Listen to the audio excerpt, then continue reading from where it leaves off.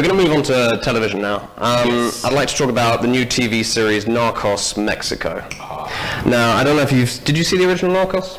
Yes, the gangster. About the Pablo Escobar Yes, cocaine trade. yeah, Yeah, I saw that, so yeah. this is sort of an origin story about the modern drug war and how it goes back to its roots in, firstly in marijuana in Mexico in the 1980s. And so basically it shows the rise of the Mexican drug cartels in the 80s, Yes. them getting a bit organized, and it also shows the counter of that of the America's war on drugs.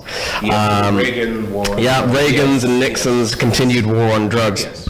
Now, back then, the drug trafficking world was still quite loose and disorganized. It was just a small bunch of cartels and dealers. There was no real sort of structure like we have today. Well, I mean, they were still making the good money. Yes, so this is where they started to make good money. Yes. Like there was such an untapped market, and there's such high demand, as there still is. Well, it was also marijuana, so whichever.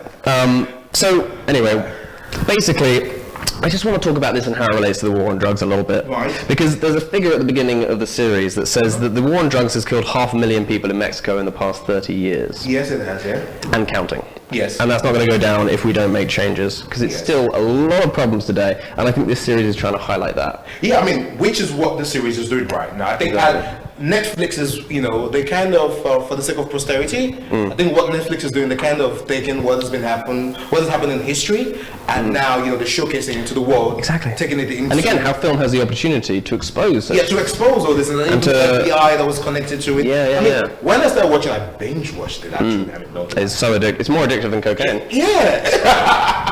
Pablo would not be happy about that. Yeah. No. Netflix is threatening his empire. Yeah. Anyway, so... actually, yeah, that's what's happening now. Yeah. I mean, the female role, she's actually a beautiful girl. Yes, she's very nice. She's really nice. Yes, and the two lead stars are fantastic as well. Yeah. Yeah, actually, I think they even called them back to do more series because the first episode was a hit. Yeah, it's been renewed for a second series, I think. Yeah. It was inevitably.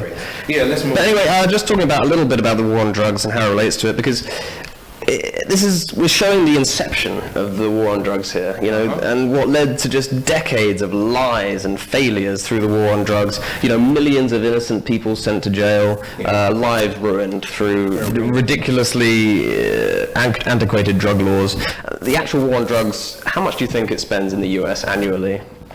Couple of billions, probably. 50 billion. 50 billion a year. But also against I think there was a guy who did a breaking research that I found that the military actually gets most chunk of that money because the war on drugs was funding the military. So basically it's an excuse to go to war. Yeah, it's an excuse to go. I mean, America, that's... Yeah, so it's terrible. It's 50 billion. I mean, imagine what you could do with that money. Yeah. Schools, hospitals, rehabilitation for people. So I mean, and we've kind of realized, I think now, that you can't really win the war on drugs. It's simple economics. I mean, as long as there's still demand, as long as there's customers who are us, who people who like drugs, and they want the product, drugs, there's always going to be demand. Supply and demand, simple. Well, that is true, but that should not stop the government from, You think the war on drugs should be continued? I think it should be managed because the people, I would not say the people, let's say a certain group of people, enjoy taking this pharmaceutical drugs, if I may say so. Yeah. But then there are a lot of people that gets their life destroyed by this. Sure. So the government should find a way to manage it. The thing is, the current system, it treats users as criminals, so there is no education on drugs. If you're caught doing drugs, you go to jail. Right. If you legalize drugs, you can then educate people on it, and if people get addicted, you can help them to rehabilitate, and you can use the money for legalization to help in rehabilitation centers, which will help people. Right. Okay, and we're talking about Class A drugs here, right? Even marijuana. Marijuana is the same. It's no difference. I think... I mean, it is different, but people difference. Still get addicted to it. And you shouldn't throw people in jail for being addicted to coke any more than you should for weed. Yeah, for weed, because the way I see it is, when it comes to weed is a natural, true nature we get done. But from the other one, it's engineered. I know. So there are going to be a lot of damages, but the we can agree to disagree. But the thing is, damages actually go down when you legalize across the board, because you start to teach people about it. Yeah. It's not as cool and sexy anymore, so people don't feel the need to do it. Look at Portugal. Yeah. Portugal had a massive heroin dependency among its public. They legalized heroin, they decriminalized it, and deaths and usage went down across the board. And instead of people dying from infected needles, they sent them to rehab centers where they could get better. Yeah. So it's the same with any sort of drug. As long as you legalize it and you can police it and control the usage of people, it's better.